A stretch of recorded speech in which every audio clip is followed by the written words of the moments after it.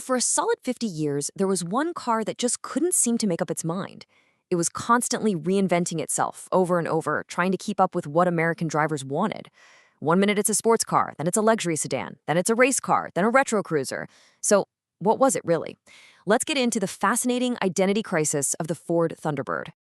All right, so let me ask you something. If I say Ford Thunderbird, what's the first image that pops into your head? Is it something like this?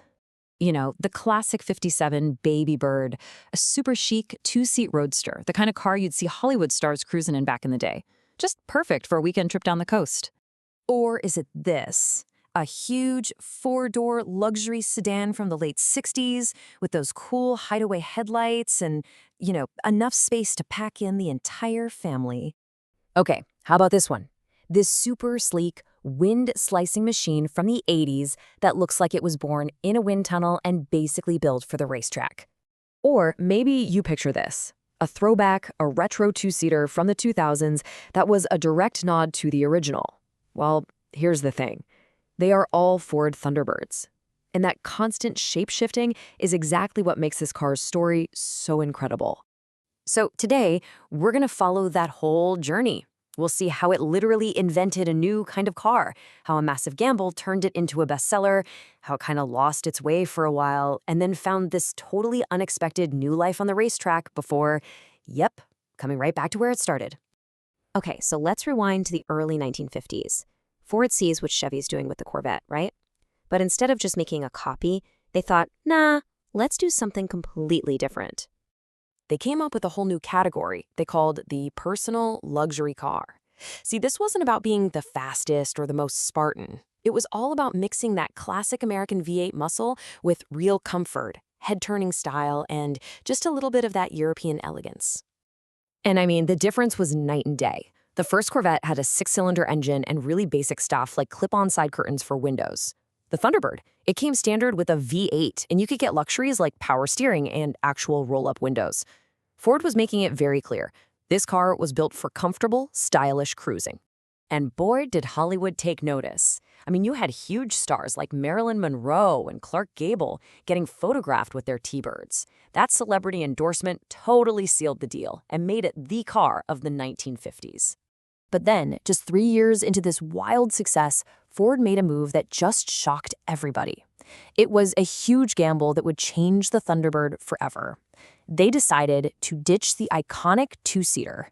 And it really all came down to business. Ford's top brass, a guy named Robert McNamara in particular, had all this market research. And it basically said, look, people love the idea of a two-seater, but it's just not practical. It wasn't a family car. So if the Thunderbird was going to grow, it literally had to get bigger. So was it the right move? Well, the numbers kind of speak for themselves. This is how many of the new 4-seat models, the Squarebirds, they sold in just 3 years, from 58 to 60. That is a massive number. The success was just undeniable. Sales exploded, almost quadrupling what the original two-seater managed. It even snagged Motor Trend's Car of the Year award in 1958. The public had spoken, loud and clear. They wanted a bigger, more comfortable Thunderbird. And that huge success really set the Thunderbird on a totally new course, one that took it further and further away from where it began. You could almost call these its wilderness years. Through the late 60s and the 70s, the T-Bird just kept getting bigger and bigger. In 1967, it even got a 4-door version for the first time. But by the early 80s, well, it had become this boxy, uninspired thing that had totally lost its charm. Sales tanked, the Thunderbird was officially lost. But just when it seemed like it was all over, Ford did a complete 180. In 1983, they launched one of the most radical redesigns in car history. They basically threw out the old playbook and started fresh. And it all came down to this one number, 0.35. That was the drag coefficient for the new Aerobird. That was a huge improvement from the old model's brick-like 0.50. It was one of the slipperiest cars Ford had ever made. Now, here is the amazing part. Ford designed this shape to be more fuel efficient, not for racing. But that super aerodynamic body gave it this massive and totally accidental advantage on the big NASCAR ovals.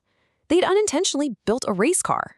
Which brings us to a number that is just honestly hard to wrap your head around. In 1987, at Talladega, a driver named Bill Elliott took his Aerobird to a qualifying speed of over 212 miles per hour. That is a NASCAR record that still stands to this day. Just think about that. A car that had become a big, clumsy luxury car was suddenly the fastest thing on the track. After the whole Aerobird era, the Thunderbird actually vanished for a few years.